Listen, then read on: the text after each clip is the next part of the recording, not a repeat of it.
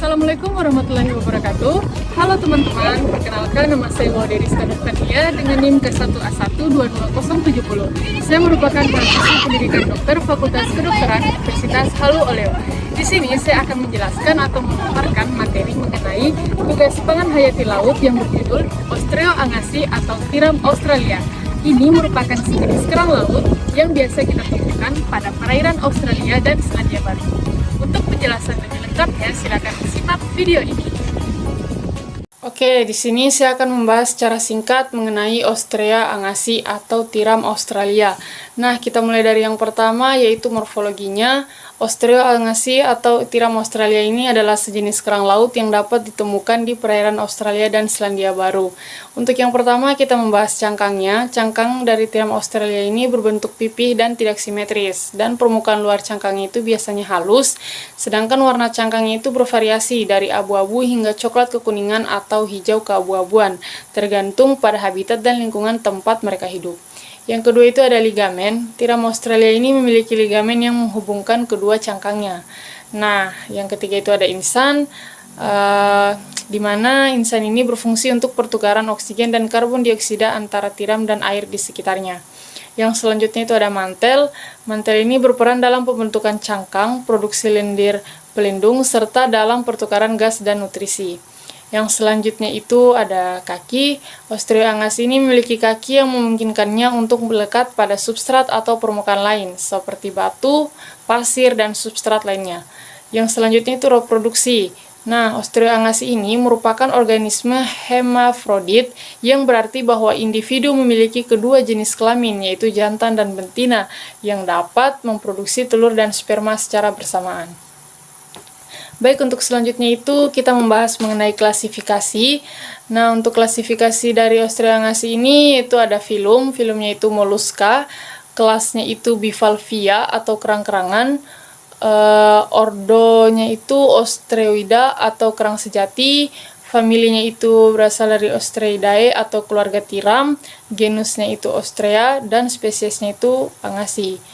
Kemudian untuk yang selanjutnya itu ada cara hidupnya, di mana tiram Australia ini merupakan makhluk yang memiliki gaya hidup yang unik. Nah, untuk gaya hidup yang unik ini itu ada beberapa, yaitu habitat, ada perekatan, pola makan, reproduksi, dan siklus hidup. Nah, untuk pembahasan selanjutnya itu ada penyebaran di laut. Yang pertama itu ada penyebaran geografis, yang kedua itu ada Australia, yang ketiga itu Selandia Baru, dan yang keempat itu faktor lingkungan. Nah, untuk pembahasan selanjutnya itu mengenai bagaimana cara menangkap atau mengambil di alam. Nah, mengambil atau menangkap Ostreoangasi dari alam dapat dilakukan dengan hati-hati dan memperhatikan regulasi dan hukum setempat. Nah, ada beberapa cara umum untuk mengambil tiram. Yang pertama itu dengan cara penangkapan tangan, yang kedua itu alat penggali, dan yang ketiga itu scallop dredge atau alat cangkul kerang-kerangan. Pembahasan selanjutnya itu mengenai potensi pemeliharaan atau budidaya pasar dan permintaan. Tiram Australia memiliki nilai komersial yang signifikan di pasar makanan laut. Permintaan untuk tiram segar dan berkualitas tinggi terus meningkat. Nah, kali ini saya akan memperlihatkan video dari bagaimana cara budidaya pasar dari Ostreoangasi ini. Silakan disimak videonya. Untuk mendulang spak tiram, petani harus menyediakan alat yang digunakan untuk menarik tiram-tiram laut untuk mau menetaskan telurnya di alat kolektor ini. Benda yang menyerupai piringan-piringan bersusun terbuat dari plastik yang ditempatkan di kerangka besi. Sebelum menempatkan kolektor-kolektor ini di laut, pekerja akan merendam alat ini pada adonan magnesium. Kemudian, pada musim berpijak, pekerja akan membawa kolektor ini menuju ke lokasi di mana induk-induk tiram itu sedang atau sehabis berpijak.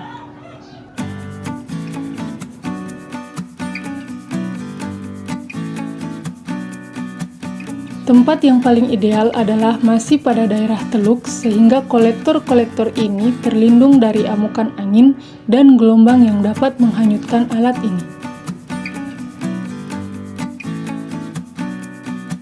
Kedalaman pemasangan kolektor yang dapat ditempeli spat tiram sangat bervariasi dan sangat tergantung dari pengalaman dan penelitian.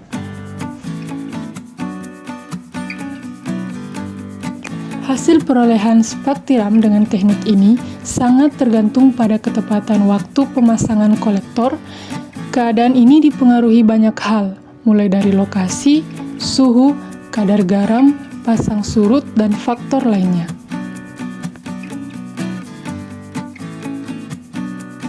Setelah beberapa minggu dari musim berpijak selesai, petani akan kembali lagi untuk memanen spat tiram dan dari kolektor-kolektor yang sudah ditempatkan sebelumnya.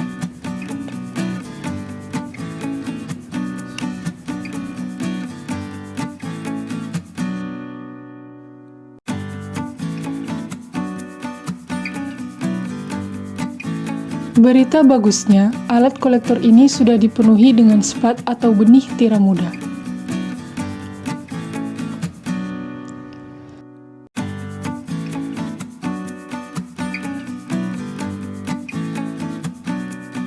Selanjutnya, pekerja akan membawa kolektor ini ke darat untuk melalui proses selanjutnya.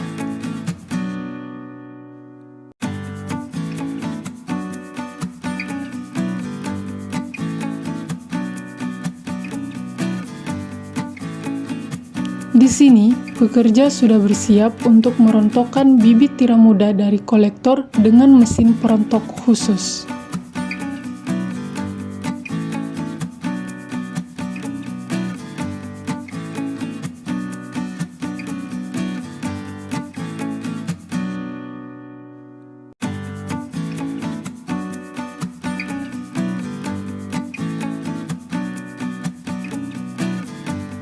Tiram-tiram muda yang sudah terpisah selanjutnya akan dikumpulkan. Diangkut untuk kemudian dipindahkan ke bagian pembibitan. Pada bagian pembibitan tiram ini akan dibesarkan secara intens hingga mencapai ukuran yang siap untuk diletakkan di ladang-ladang sekitar pantai.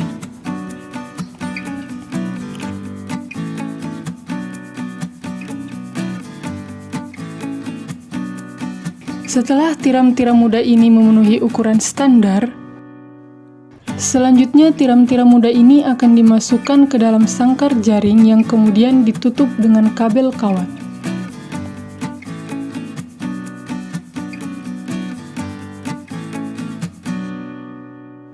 Setelah semua spat tidak masuk ke dalam sangkar jaring, langkah selanjutnya adalah penempatan tiram ke dalam ladang-ladang pembesaran tiram di tepi pantai. Proses penempatan ini harus dilakukan sangat cepat dan pada siang hari, di mana air laut sedang mengalami surut. Pekerja berburu dengan waktu untuk sesegera mungkin menempatkan semua bibit spat tiram ini pada rakit-rakit besi yang sudah tersedia. Metode rakit seperti ini biasa digunakan untuk perairan dengan kedalaman 5 meter saat terjadi air pasang.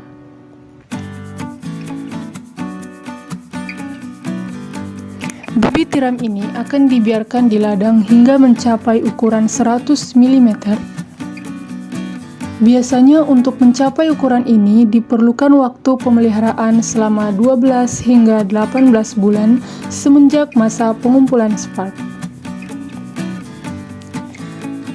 Namun, pemanenan juga dapat dilakukan dengan kategori lain, di mana apabila daging tiram sudah berwarna putih susu yang mengandung glikogen.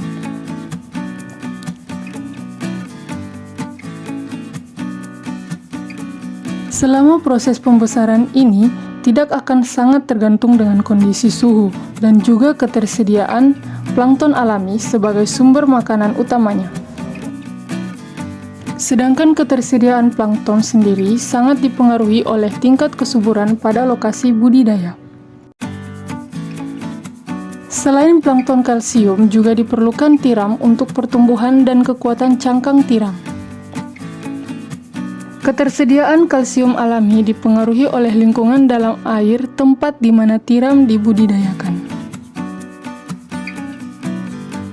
Air laut di sekitar budidaya harus bebas pencemaran sehingga memiliki kadar kalsium yang tinggi. Tidak banyak perawatan yang dilakukan untuk budidaya tiram karena hampir semua unsur utamanya tergantung dengan kondisi alam. Namun, hal yang perlu diperhatikan bagi peternak tiram adalah predator dari tiram-tiram ini. Sehingga pekerja akan diturunkan beberapa bulan sekali untuk membersihkan dan membalik sangkar jarang tiram dan juga membersihkan dari kemungkinan predator tiram seperti siput dan kepiting.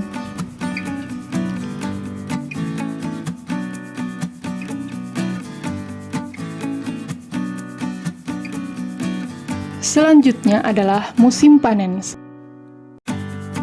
Setelah bekerja, mengecek dan mendapati tidak memenuhi syarat panen, baik dari segi ukuran atau bentuk dagingnya,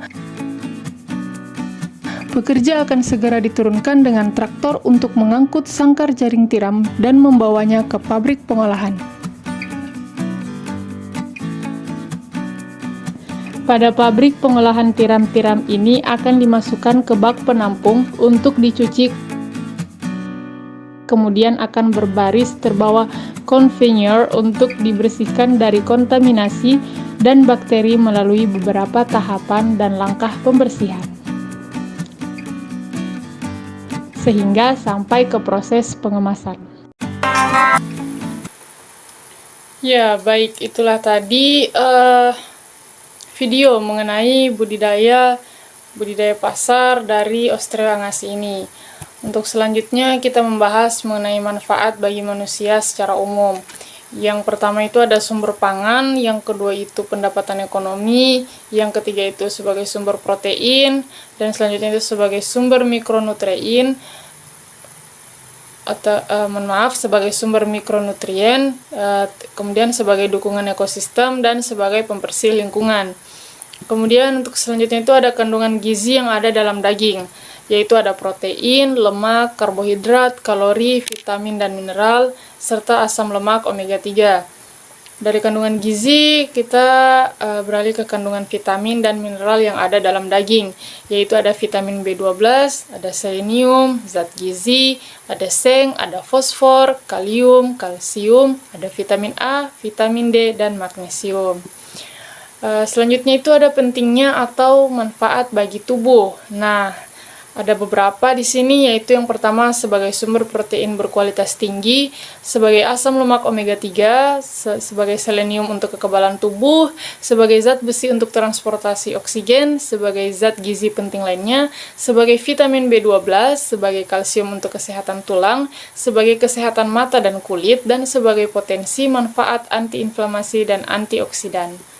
Itulah tadi penjelasan mengenai Ostreoangasi atau tiram Australia. Semoga dapat menambah pengetahuan teman-teman sekalian. Lebih dan kurangnya mohon dimaafkan. Wassalamualaikum warahmatullahi wabarakatuh dan terima kasih.